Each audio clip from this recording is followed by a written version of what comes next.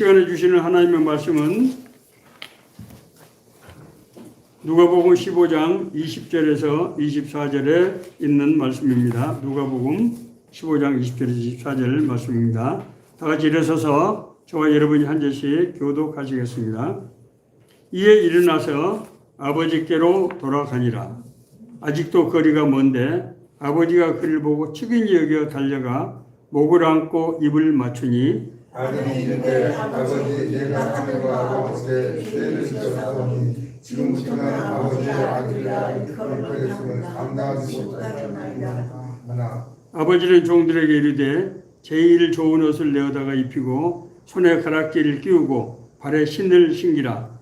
그리고 산지 소아들을 끌어다가 잡으라 우리가 먹고 드시자. 같이 읽습니다. 이 내 아들은 죽었다가 다시 살아났으며 내가 잃었다가 다시 얻었노라 하니 그들이 즐거워하더라. 아멘. 앉아주십시오. 제 학교 동창들 친구들이 이제 늙어가는 노년기에 저분들이 있는데 사람스럽게 저보고 만나자고 하는 사람들이 있습니다. 아마 제 생각에는 두 가지 이유 때문인 것 같아요. 아니 저 친구가 왜 저 나이에 그 목회를 한다고 저러나. 지금까지 세상을 남들과 똑같이 그렇게 평범하게 살아오던 사람이 왜 갑자기 목사가 돼가지고 저렇게 혼자 아둥바둥 하는 거야 하는 생각을 할 거고요. 그래, 뭐가 있겠지. 나도 좀 그 얘기를 들어봐야 되지 않을까 하는 생각들을 하는 것 같아요. 기독교 신앙의 핵심 주제는 인간의 구원이에요, 구원.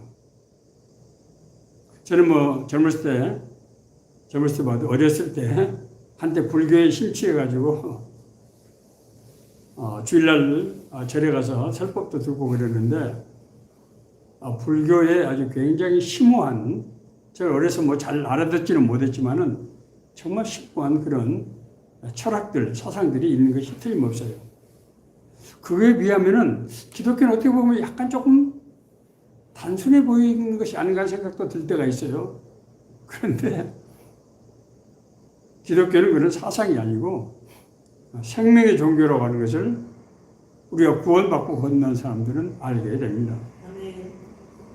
그래서 우리가 생명이라는 개념을 우리가 잘 이해해야 되는데, 제가 말씀드린 이 생명은 그냥 우리가 사는 것, 그것을 말하는 것이 아니에요. 하나님께서 원래 우리를 자신의 형상으로 만들었던, 기대했던 그 생명을 말씀드리는 거예요. 성경에는 방금 드린 이 생명에 관한 구원의 사건으로 가득 차 있어요. 그런데 저는 그 중에서도 이 돌아온 탕자의 비유라고 하는 이로 알려진 이 말씀을 저는 굉장히 좋아합니다. 왜 좋아하는지 모르겠지만은 아마 제가 젊었을 때 혼돈하고 방황하고 하는 그런 시절이 있었기 때문에 이 말씀이 저에게 더 다가오는 것 같아요. 이것이 마치 내 얘기를 하는 것 같은 그런 느낌이 드는 거라고요. 이 구원 사건을 신학적으로도 가장 잘 드러나게 한 기사가 이 돌아온 탕자의 비유다, 이렇게 말하는 학자들이 많이 있어요. 저도 거기 동의하는 사람이에요. 자, 오늘 본문 내용을 보면은 이 본문에 이 세 가지 세 분의 세 사람이 나오는데, 둘째 아들, 그리고 아버지, 그리고 맏아들 이 나오고, 그 뒤에서 눈에 보이지 않게 역사하시는 하나님이 나오죠. 둘째 아들이 아버지에게 뜬금없이 상속 재산을 저에게 미리 달라고 얘기하는 거예요. 그런데 성경은 이상한 것은 아버지가 그 아들이 달라고 상속재산 달라고 했을 때 그 사람이 그 재산을 어떻게 할지에 대해서 충분히 짐작하고도 남았을 텐데 그 재산을, 그 많은 재산을 덜렁 그냥 주는 거예요. 성경에는 뭐 아버지가 뭐 생각했다든지 주의했다든지 그런 흔적을 전혀 볼 수가 없어요. 그래서 이 둘째 아들은 그 재산을 가지고 먼 나라에 가서 허랑방탕하다는 말이 무슨 말인지 아시죠? 분별이 없이 무절제하게, 그리고 쉽게 말해서 주색 잡기에 돈을 쓰고 날려버렸다, 이런 뜻을 쓰는 단어예요. 그렇게 해서 돈을 날려버린 거예요. 아무리 재산이 많은들 그렇게 돈을 쓰는데 그 얼마나 가겠습니까? 그런데 그 나라에 아주 심각한 흉년이 들었어요. 사람이 흉년이 들면 인심이 어떻게 돼요? 좋아집니까? 인심이 나빠지잖아요. 그리고 돈으로 사귀고 그렇게 쾌락으로 사귄 사람들이 진실한 사람들일까요? 이 둘째 아들은 재산을 날리고 난 다음에 아무도 자기를 도와준 사람이 없는 그런 고립무원의 상태에 놓이게 됐어요. 그래서 먹고 살아야 되는데 살 수가 없으니까 이제 그 지역에 아마 돼지를 많이 쳤던 것 같은데, 돼지를 치는 들판에서, 양도 아니에요, 돼지를 치는 그런 일을 맡아서 하는데 너무 배가 고프니까 두엄나무, 돼지들이 좋아하는 두엄나무 열매라도 배불리 먹었으면 좋겠는데 그것도 여의치 않는 거예요. 그래서 너무 배가 고파서 이따가 생각을 해보니까 자기가 생각해도 자기가 어이가 없는 거예요. 아니, 내가 몇 년 전만 하더라도 우리 아버지 입에서 그 많은 그 양식, 그 많은 하인들 데리고 떵떵거리고 살았는데 내가 어쩌다 이 꼴이 됐는고? 라는 생각을 하니까 자기 지나온 세월이 눈앞에 지나가면서 아니지, 내가 이렇게 죽을 수는 없지. 내가 하나님 앞에 사죄하고 그리고 아버지한테 사죄하고 집으로 돌아가야 되겠다, 이런 마음을 먹은. 그래서 그 먼 길을 터벅터벅 이제 걸어서 오는 것입니다. 아버지는 아들이 집을 나간 그 날부터 날이 어두워지면은 제대로 밤잠을 이룰 수가 없었어요. 날이 어두워지면은 문 밖에 나서서 먼 발치 들판을 바라보면서 행여나 자기 아들이 오지 않을까라고 기다리고 있는 거예요.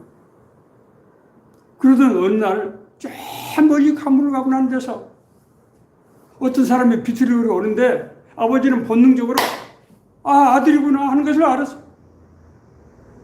아버지는 맨발로 달려가서 그 아들을 끌어안고 입을 맞추고 그리고 그 아들을 데리고 집으로 온 거예요. 그리고 하인들에게 큰 소리로 내 아들이 왔다, 내 아들이 왔다. 제일 좋은 옷을 내오고 손에 가락지를 끼우고 신발을 신기고 살찐 송아지를 잡아서 잔치를 준비해라, 이렇게 한다. 이 내 아들은 죽었다가 다시 살아났으며 내가 잃었다가 다시 얻었다, 이렇게 고백한 것입니다. 그런데 맏아들이 들판에서 일을 하다가 자기 집 가까이 오는데 무슨 막 환호하는 소리, 춤추는 소리, 노래하는 소리가 막 들리는 거예요. 이상하다. 오늘 특별히 특별한 날이 아닌데 지금 이거 어떻게 된 거지? 그런데 가까이 와서 보니까 자기 동생이, 그 집을 나가버린 그 동생이 아주 화려한 옷을 입고 또 가운데 앉아있고 그 둘레 막 사람들이 모여서 막 춤을 추고 음식을 먹고 막 술을 마시고 나 야단밥식 난리가 난 거야. 그러니까 갑자기 이 맏아들이 그냥 배알이 그냥 틀어지면서 아니 이게 뭐야? 내가 여러 해 아버지를 섬겨 아버지의 명령을 어김없이 내가 따랐고 그렇지만 아버지 하나님께서 염소 새끼라도 주어서 내 벗들을 불러다가 즐기게 하신 적이 있는가? 응? 아니 그런데 아버지는 아버지 그 살림을 창녀들과 함께 삼켜버린 아들 위해서 송아지를 잡으셨다? 발을 구르면서 이게 말이 되는 거야? 하고 아버지께 원망을 한 거예요. 그때 아버지는 그렇게 말했습니다. 얘야, 너는 항상 나와 함께 있지 않느냐? 그러니까 내 것이 바로 네 것 아니냐? 그렇지만 네 동생은 죽었다가 살아났고 내가 잃었다가 다시 찾았지 않느냐? 그러니 우리가 다 같이 즐거워하고 기뻐하는 것이 마땅하다. 너 이것 때문에 속상해하지 마라.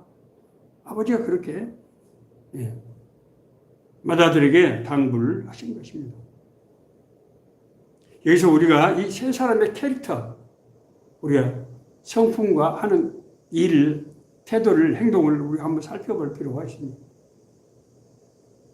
둘째 아들이 아버지가 돌아가시기도 전에 상속재단을 미리 받아가지고 내 목 주세요. 무슨 뭐 돈 맡겨놓은 사람처럼 내 목 주세요 해가지고 먼 나라에 가서 사업을 하겠다는 거잖아요. 이건 뭘 상징합니까? 아버지의 뜻, 집안의 형편보다는 이 아버지는 아마 큰 부자였을 것이고 그래서 많은 재산을 그 당시 재산은 가축이에요, 가축. 많은 양, 소를 가지고 있었을 것이고 그래서 많은 하인들을 데리고 해야 되기 때문에 맏아들 혼자서 나게 감당이 어려울 겁니다. 그러니까 자기 아들들이 아버지를 도와서 그 일을 하는 것이 절대 필요했을 거예요. 그런데도 불구하고 이 아들은 자기가 독립해서 내가 멋지게 한번 살아봐야 되겠다는 꿈을 가지고 그렇게 한 거죠. 하나님을 믿는다고 하면서도 내 인생은 나의 것. 그래서 내 마음대로, 내 원하는 대로 그렇게 살아가면은 하나님께서 날 밀어주시고 도와주시고 그것을 하나님의 은혜라고 생각하는 그런 유형의 사람이죠. 그렇지 않습니까? 많은 사람들이 하나님이 나의 삶의 주관자, 인도자가 된다고 그렇게 말을 하지만은 하나님의 뜻을 물어보지 않고 자기 생각과 판단으로 그렇게 하면서 하나님, 내 기도에 들어주세요. 나 밀어주세요. 이런 생각을 많이 한단 말입니다. 그 결과 그는 자기가 원하는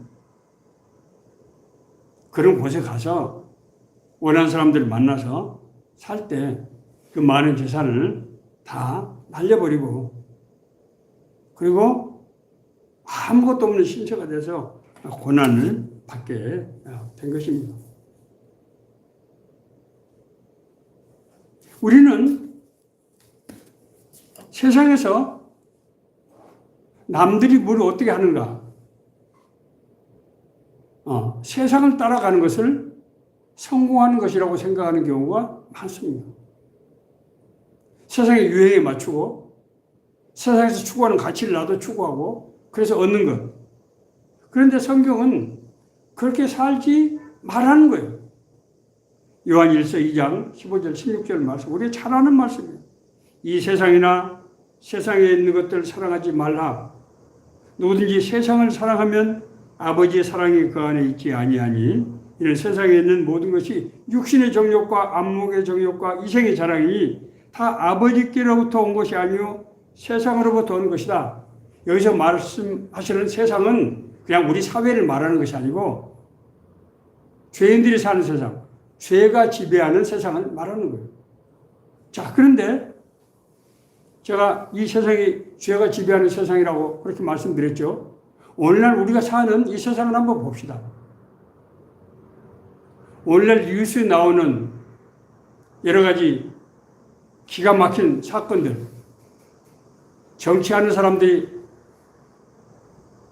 정말 날이 새도록 서로 모함하고 갈등하고 대립하고 싸우고 트집 잡고 비난하고 너무나 많은 사람들 빈부격차가 너무나 심하고 어떤 사람은 너무나 돈을 많이 가지고 있기 때문에 그 돈 때문에 병 걸리고 자기 인생을 잃어버리고 고난을 받고 살고 어떤 사람들은 너무 가난해서 살 수가 없게 되고 부동산 투기다 무슨 증권 투기다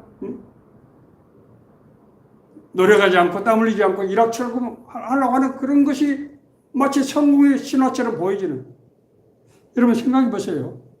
천지 만물이 우리가 자세히 보면은 정말 군뱅이 한 마리도 지렁이 한 마리도 얼마나 놀라운 지능을 가지고 있고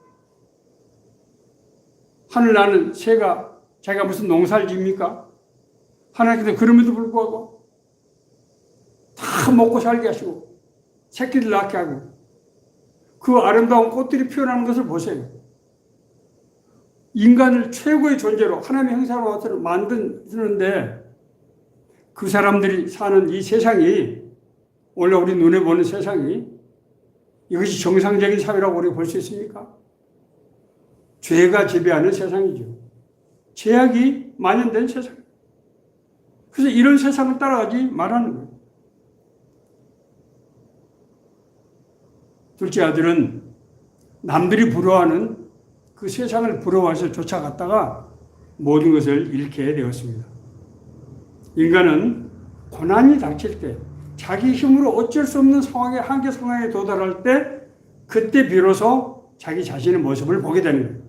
아, 지금까지 내가 잘나서 똑똑하고 해서 살아온 것이 아니고 아버지께서 내가 자식이란 이유 하나만으로 먹여주고 입혀주고 공부를 시켜주고 그래서 내가 그렇게 살았구나.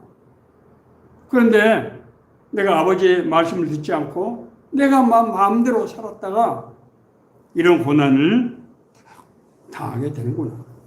그래서 내가 하늘과 아버지께 죄를 지어 싸우니 하늘, 그래서 하나님을 말하는 거예요.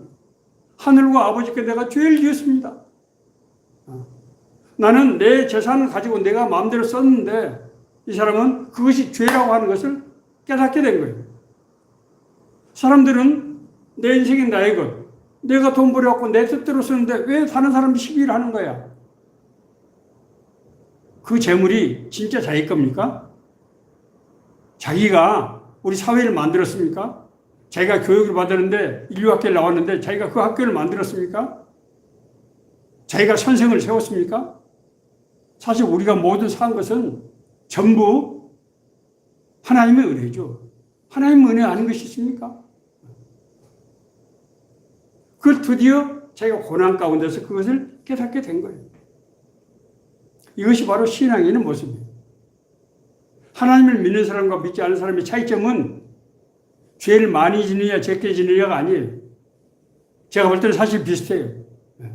그러나 다른 점은 죄를 짓게 됐을 때 그것이 죄를 죄로 인식하고 그걸 돌이키는 그런 성향이 있다는 거예요. 왜냐하면 진짜로 구원받고 거듭난 사람은 죄를 지면은 그것이 큰 자기의 충격이 오기 때문에 그걸 계속적으로 할 수가 없는 거예요. 죄를 보면은 그 말만 들어도 마음이 답답해지고 불안해지고 그 생각만 해도 불안해지고 그래서 그걸 지속적으로 할 수가 없는 거예요. 우리가 자신을 죄를 깨닫게 될 때 하나님 앞으로 돌아가게 됩니다. 놀랍지요? 인간이 죄를 지었는데 하나님 그것을 하나님 앞으로 돌아오는 길로 만드신다는 거예요. 악을 선으로 바꾸고, 그렇죠? 불의를 의로 만드시고, 그런 하나님의 놀라운 그런 역사예요. 비록 그는 많은 재산을 날렸지만은 하나님의 은혜를 깨닫게 되고 그래서 생명의 가치를 제가 추구하게 되는 그런 놀라운 반전이 일어나게 된 거예요. 자, 큰아들을 한번 봅시다. 큰아들이 동생이 돌아와서 잔치를 벌리는데 기뻤습니까? 큰아들이 동생의 귀환을 반기지 않았어요. 놀랍지 않습니까? 자기 동생이 죽었다가 살아났는데 오니까 싫어지는 거예요, 그게. 아니, 지금 이 사람은 그 집에 지금 가장이잖아요. 자기가 장자잖아요, 장자. 어? 그러니까 아버지를 길 위해서, 아버지는 연로하신 분이에요. 머지않아 아마 세상을 떠나실 거예요. 그러면은 자기가 모든 걸 맡아가지고 자기 집의 가장으로서, 장자로서 집을 다스려야 될 사람이에요. 그러면은, 자기 동생이 돌아오면은 기뻐야 됩니까? 안 기뻐야 됩니까? 당연히 기뻐야 되죠.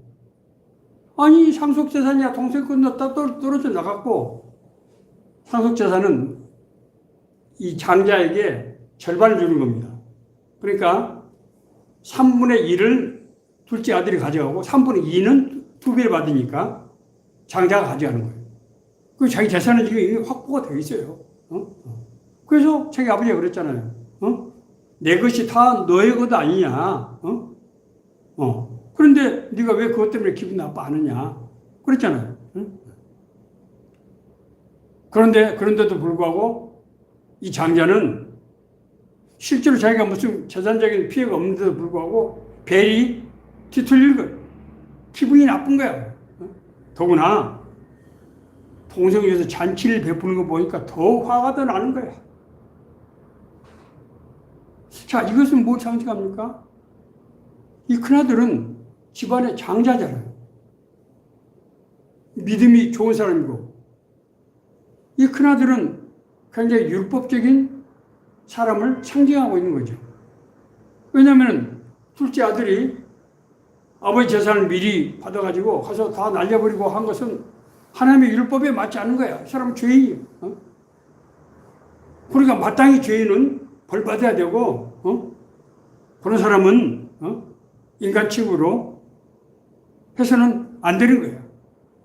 그러니까 어기양양하게 그렇게 한 거예요. 그나들은 아버지 집에서 아버지 일을 하지만은 아버지의 마음과 전혀 같지 않는, 아버지 마음을 조금 더 헤아리지 못하고 하나님의 마음을 조금 더 뜻을 헤아리지 못하고 자기 방식으로 하나님을 믿고 살아가는 그런 위선적인 신앙을 상징하고 있는 거예요. 그걸 우리가 어떻게 알 수 있는가 하면은 이 마태복음 15장의 기사가 몇 개 예화가 나오는데, 잃어버린 드라크마를 찾은 여인의 얘기, 주일날, 안식일 날 예수님께서 병 고친 것을 비난하는 바리새인들, 안식일을 어겼다는 이유로 그 기사 속에 같이 들어있는 거예요. 그러니까 지금 이 큰아들은 가장 신앙적으로 보이면서도 실제로는 하나님의 뜻과는 아무런 관계없이 위선적으로 살아가는 바리새인들을 상징하고 있는, 그래서 어떤 의미에서 보면은 이 돌아온 탕자가 주인공이 아니고 이 깨닫지 못하고 자기가 죄인지를 모르는 그런 잘못된 신앙관을 가지고 있는 바로 큰아들이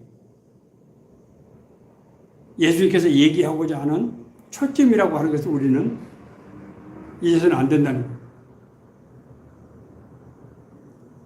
그러나 큰아들이 그렇게 믿었던 그 공의는, 하나님의 사랑이 바탕이 되지 않는 공의는 아무런 의미가 없는 것이라고 성경은 말씀하고 있어요. 놀라지 마세요. 고린도전서 13장 1절에서 4절 제가 있습니다. 내가 사람의 방언과 천사의 말을 할지라도 사랑이 없으면 소리나는 구리와 울리는 꽹과리가 되고, 내가 예언하는 능력이 있어 모든 비밀과 모든 지식을 알고 또 산들을 옮길 만한 모든 믿음이 있을지라도 사랑이 없으면 내가 아무것도 아니요, 내가 내게 있는 모든 것으로 구제하고 또 내 몸을 불사르게 내어줄지라도 사랑이 없으면 내게 아무 유익이 없느니라. 사랑은 오래 참고 사랑은 온유하며 시기하지 아니하며 사랑은 자랑하지 아니하며 교만하지 아니하며. 하나님의 사랑은 하나님의 공의의 근거가 되는 거예요. 하나님의 공의는 사랑을 추구하는 공의만이 참된 의미의 공의가 되고, 그래서 공의는 사랑으로 완성된다고 하는 것입니다. 우리가 이것을 잘 이해해야 돼요. 하나님의 율법을 지킨다고 하면서 그 율법이 하나님의 사랑하는 가장 근본적인 가치, 이것을 저버리고 있다고 하는 것을, 바리새인들이 그걸 그렇게 행하고 있다고 하는 것을 예수님께서는 고발하는 그런 말씀을 하고 있다고 하는 것입니다. 자, 여기서 우리가 그러면 아버지, 여기서 아버지는 누굴 상징합니까? 하나님을 상징하고 있어요. 하나님. 우리가 하나님을 아버지라고 부르잖아요. 우리가 왜 하나님 천지 만물을 창조했는데 우리가 왜 아버지라고 부릅니까? 그것은 그냥 비유적인 표현이 아니고 우리가 하나님의 형상으로 만들어졌기 때문이에요. 하나님의 형상이라고 하는 영적 DNA예요. 그래서 영적 DNA로 하나님과 우리가 같은 거예요. 그래서 하나님과 서로 대화가 되고 교제가 되고 하나님의 뜻을 알고 우리가 하나님의 일을 할 때 하나님의 권세와 능력이 우리에게 나타나는 거예요. 아버지는 고난 중에 돌아온 아들을 용서합니다. 아들이 아버지, 제가 더 이상은 내가 아버지의 아들이라고 내가 할 자격이 없습니다. 나를 하인 중에 한 사람으로 받아주십시오.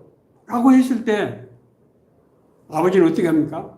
가장 좋은 옷을, 비단 옷을 가져오고 손에 금가락지를 끼우고 손에 가락지를 끼운다는 게 뭡니까? 옛날 고대 시대는 사인을 하지 않고 도장을 찍었는데 이 인감 도장은 자기가 반드시 자기가 몸에 지녀야 돼요. 함부로 찍으면 안 되니까. 그래서 이 도장은 바로 인장 도장을 말해요. 그래서 왜 왕들이나 보면 이걸로 찍지 않습니까? 이렇게. 그것은 아들이자 상속자라고 하는 것을 상징하는 거예요. 그리고 살찐 송아지를 가져다가 잔치를 한 겁니다. 이것은 뭔가 하면은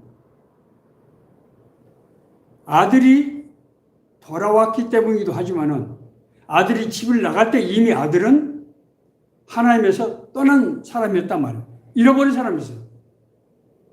아들이 집을 나간 자기 아버지 재산을 가지고 나간 그 순간 이미 아들을 잃어버린 거예요. 이 사람은 하나님의 사람이 아니라 세상 사람으로 가버린 거예요. 그런데 이 사람이 회개하고 돌아왔어요.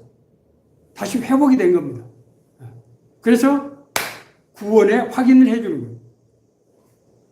아버지는 너무너무 기쁜 거예요. 왜냐하면 그까지 재산은 자기는 얼마든지 있는 사람. 그 재산 그거 없애고 잃어버린 아들을 찾은 거예요. 제 말 이해되시죠?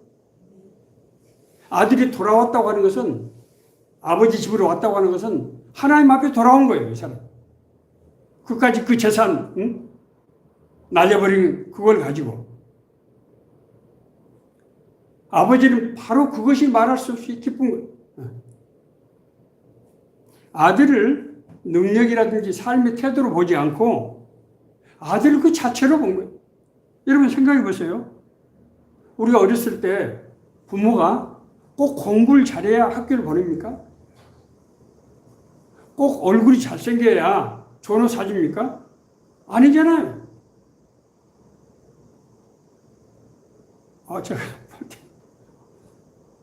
제가 옛날에 이렇게 젊었을 때 보면은 우리 친구들 중에 애들 남을 막 그렇게 기뻐하고 그러는데 자기 애가 뭐 잘생겼다고 그러는데 제가 보면은 별로 그렇지 않은 애들도 있는데 자기 엄마 아빠는 막 자기 애가 세상에서 제일 잘생기고 하는 것처럼 막 그러는 거예요. 그 사람들이 거짓말한 건가요? 아니에요. 자기 자식은 그렇게 보이는 거예요. 자식을 사랑하기 때문에. 부모는 자기 자식을 능력이라든지 자식의 신분이라든지 그런 걸 보지 않아요. 특히 하나님은 그러세요. 놀라지 마세요. 성경에는 하나님은 오히려 소외당하고 고통당하고 어려운 이들을 더 편애하시는 거예요. 그리고 우리를 평가하실 때 작은 일에 충성하는 거예요. 예수님께서 마태복음 25장 세 번째 비유, 양과 염소의 비유에서 내가 굶주리고 내가 헐벗었을 때, 내가 어려운 가운데 있을 때 나를 도와준 사람이라고 말했는데, 어려운 사람이라고 말했는데 그 사람들이 우리가 언제 예수님을 그렇게 한 적이 있습니까? 그랬더니 예수님이 뭐라고 말씀하셨습니까? 내가 지극히 작은 자에게 한 것이 바로 나에게 한 것이다. 이것이 하나님의 마음이에요. 가난하고 소외당하고 고통당한 사람들에게 한 것이 바로 나에게 한 것이라는 거예요. 하나님은 오히려 출세하고 성공하고 잘나는 사람보다도 그 사람들에 대해서 더 마음이 가는 거예요. 여러분, 우리도 그렇잖아요. 자식들이 몇 있는데 떵떵거리고 잘 사는 애들보다도 조금 힘들고 어렵고 한 애들한테 더 마음이 가잖아요. 그것이 부모의 마음이에요.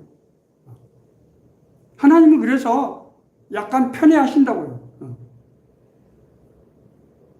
그 하나님의 마음이 우리를, 죄 가운데 있는 우리를 회복시키시고 하나님의 자녀로 돌이키게 하는 그런 근본적인 힘이에요. 자, 여기서 제가 몇 가지 문제를 제기하고 말씀을 마치려고 합니다.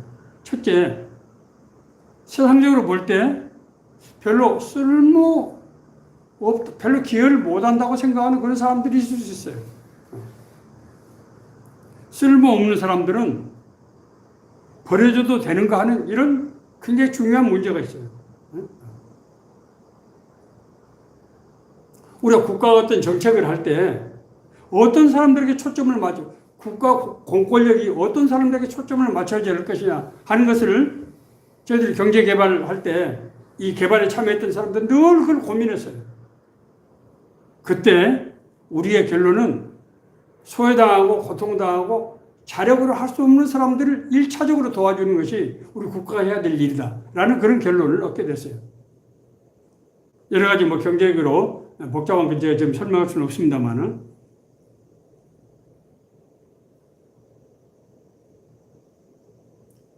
하나님께서는 우리를 그 사람의 능력으로 보지 않고 하나님의 자녀라는 신분으로 본다는 거예요.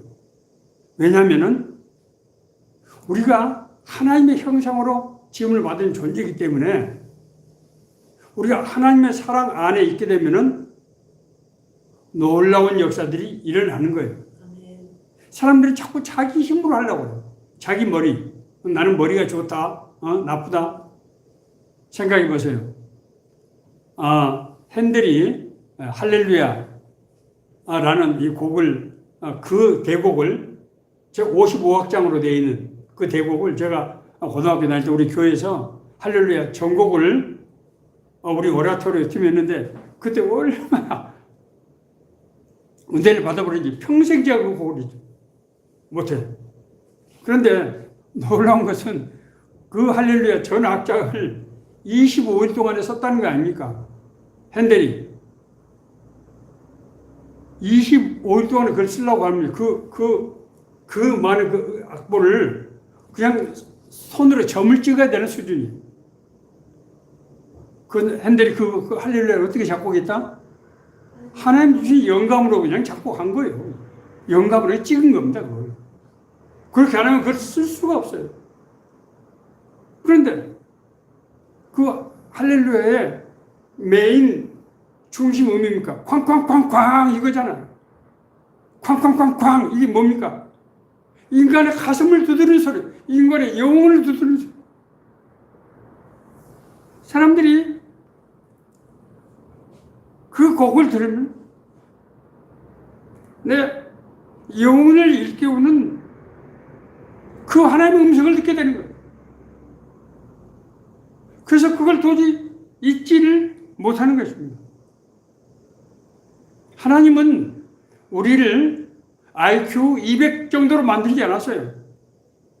성령 우리에게 임할 때 제가 여러 번 간증했잖아요. 저는 정말 힘들고 어려운 일들을 직장에 현직에 있을 때 많이 했는데, 내가 상상도 할 수 없는 일들을 내 힘으로 하는 것이 아니고, 수학에 대해서 별 볼 일 없는 저한테 홍사모님 서울대 수학과 나오셨어요? 라는 얘기를 들을 정도로 도대체 상상도 할 수 없는 그런 수학 공식을 나에게 생각나게 하시고, 뭐 제가 이렇게 하면 내 자랑이 되니까 그런 일들을 전혀 내 힘이 아니고 하나님께서 능력을 주시고 함께 하셔서 하시더란 말입니다. 하나님은 우리를 절대로 능력으로 보지 않아요. 우리 능력이라고 하는 것은 하나님이 주시는 능력에 비하면 그건 능력이라고 할 수도 없는 거예요. 우리가 하나님의 뜻을 알고 하나님의 뜻대로 해야 할 때 하나님의 나라가 진짜로 자기 삶 가운데서 자기가 사는 삶의 바운더리 가운데서 일어나게 되는 거예요. 참된 가치는 아버지의 사랑에서부터 비롯되는 거예요. 그 사람이 똑똑하고 훌륭한 일을 많이 했기 때문이 아니고 하나님은 우리를 사랑하시기 때문에 우리가 구원을 받게 되는 것이고, 그렇잖아요. 자, 하나님께서 우리를 미리 아시고, 두 번째 뭐죠? 우리를 부르시고, 우리 세 번째 의롭다 하시고 우리를 영화롭게 하셨느니라. 이거 구원의 과정이에요. 하나님께서 우리가 죄 가운데 있는 우리를 아시기 때문에 우리를 미리 선제적 은총을 주셔서 여러 가지 경륜을 통해서 하나님 앞에 나오게 하시고, 우리 하나님 앞에서 예배를 드릴 때 하나님의 은혜가 임해서 내 영혼이 열리고 진짜로 하나님의 능력이 나에게 역사하고, 그래서 하나님 나를 인도해 가시고, 그리고 그런 나를 통해서 하나님 크고 놀라운 일들을 이루시더라는 거예요. 그렇기 때문에 하나님의 사랑이 우리의 아들이 돌아왔기 때문에 아버지가 아들을 맞아주는 게 아니에요. 그가 죄 가운데 있을 때 하늘을 보게 되고, 그래서 하나님의 사랑을 깨닫게 된 거예요. 하나님이 선제적으로 은혜를 베푸셨기 때문에 아들이 돌아온 거라고요. 하나님의 사랑이 우리가 세상적으로 평가하는 그런 것과는 전혀 관계없이 인간을 구원하고 우리를 맞아주는 그런 근거라는 거예요. 이것은 아무도 시비를 걸 수가 없어요. 하나님이 하시는 일이기 때문에. 큰아들이 아무리 그걸 시기하고 원망한다고 하더라도 하나님은 절대로 그런 말을 듣지 않으신다고 하는 것입니다. 하나님의 공의는 하나님의 사랑으로 완성된다고 하는 것을 우리가 알아야 돼요. 우리가 주변에서 조금 잘못한 사람들, 행동이 바르지 못한 사람들, 조금 약한 사람들, 여러 가지 사람들이 있어요. 그럴 때 우리는 우리가 나름대로 가지고 있는 평가의 잣대로 재단합니다. 저놈은 똑똑해. 저놈은 조금 별 볼 일 없어. 저건 앞으로 희망이 없어. 그러나 하나님은 뭘로 보신다고요? 하나님은 사랑의 눈으로 보시는 거예요. 자, 하나님이 사랑을 받으면은 그 사랑을 받은 사람에게 있어서 하나님의 역사가 일어나는 거예요. 하나님의 사랑이 그 사람이 구원받을 수 있는 증거가 되고 자격이 되고, 하나님의 사랑이 우리가 세상에서 하나님의 뜻대로 살 수 있는 그 근거가 된다는 거예요. 우리의 힘과 우리의 능력이 아니에요. 하나님의 사랑이에요. 하나님이 아버지가 아들을 받아주면 그 아들은 아버지 자녀가 되고 상속자가 되는 겁니다. 아들이 똑똑하고 실적을 쌓아서가 아니에요. 여기서 우리가 이걸 깨달아요. 뿐만이 아닙니다. 그런 하나님께서는 우리에게 인생의 고난, 실수가 있을 때 그것을 눈 감아 주신다는 거예요. 자, 이거 굉장히 중요한 얘기예요. 예수 믿고 구원받고 한 사람들도 실족을 할 때가 있어요. 그런데 하나님은, 아니, 하나님 자녀면 미리 못하게 막으시지. 왜 꿀가만 방치하다가 그러셨을까? 어린아이들이 자전거를 타잖아요. 제가 우리 외손녀가 이제 초등학교 다니는데 그 아이가 한 4살, 5살쯤 됐을 때 자전거를 사주기로 했어요. 근데 저는 마음속이 좀 불안한 거예요. 제가 자전거를 타고 가다가 넘어지면 다치게 될 텐데 그것이 신경이 쓰이는 겁니다. 그러다가 나중에 그러자고 내가 동의를 했어요. 왜냐하면은 우리 아이가 자전거를 타면서 자기가 스스로 자기 환경을 극복할 수 있는 그런 시도를 해봐야 되고, 그래서 넘어지더라도 자기가 깨닫게 되는 거예요. 자, 하나님을 믿고 하나님의 자녀에게도 고난이 오는데 성경은 이렇게 기록하고 있어요. 다만 이뿐 아니라 우리가 환난 중에도 즐거워하나니. 나에게 환난이 왔는데 그걸 즐거워한다는 거예요. 이게 말이 안 되는 것 같죠? 이는 환난은 인내를, 인내는 연단은 소망을 이루게 하는 줄 아노라. 우리가 환난을 당할 때 우리가 그걸 참고 견딜 수밖에 없잖아요. 아들이 지금 가서 다 날려버리는데 누구한테 원망한다고 해서 뭐 고소한다고 되는 게 아니잖아요. 돼지 치면서 그 귀하던 신분이 아들이 돼지를 치면 그런 신세로 전락을 한 겁니다. 지금. 그때 그런 연단의 과정을 거치면서 자기 눈에서 비늘이 벗겨지고 눈이 열린 거예요.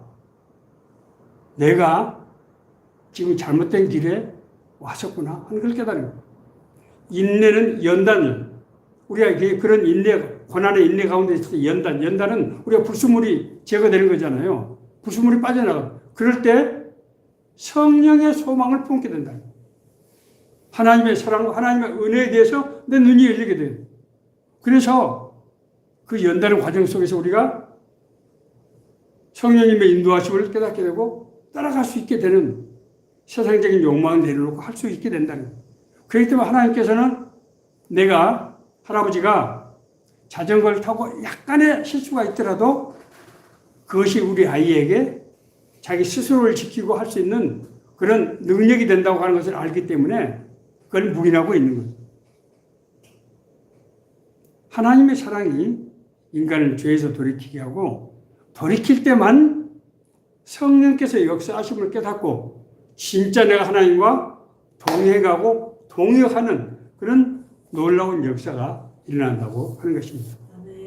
자, 오늘날 사람 살기 얼마나 힘듭니까? 우리나라에 지금 수백조 투자를 한다.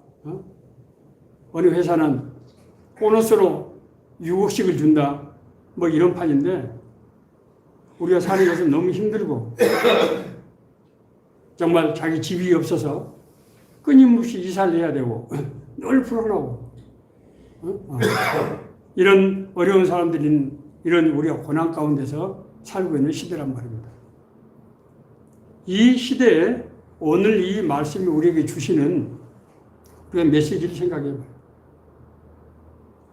하나님께서는 우리를 돌아오게 하시기 위해서 우리가 하나님의 아버지라고 하는 것, 우리가 하나님의 자녀라고 하는 것을 삶 속에서 실제로 깨닫게 하시기 위해서 우리에게 약간의 고난을 허용하시고 우리가 그를 통해서 하나님 앞으로 인도하신다고 하는 것입니다. 이 말씀이 저와 우리 모두에게 주시는 하나님의 은혜의 말씀 되기를 간절히 바라고, 저는 친구들을 만나면은 그 친구들이 저보고 이것 때문에 아마 만나자고 한 것 같은데 이 얘기를 하게 될 거예요. 이 말씀이 우리 모두에게 주시는 은혜의 말씀 되기를 간절히 바랍니다.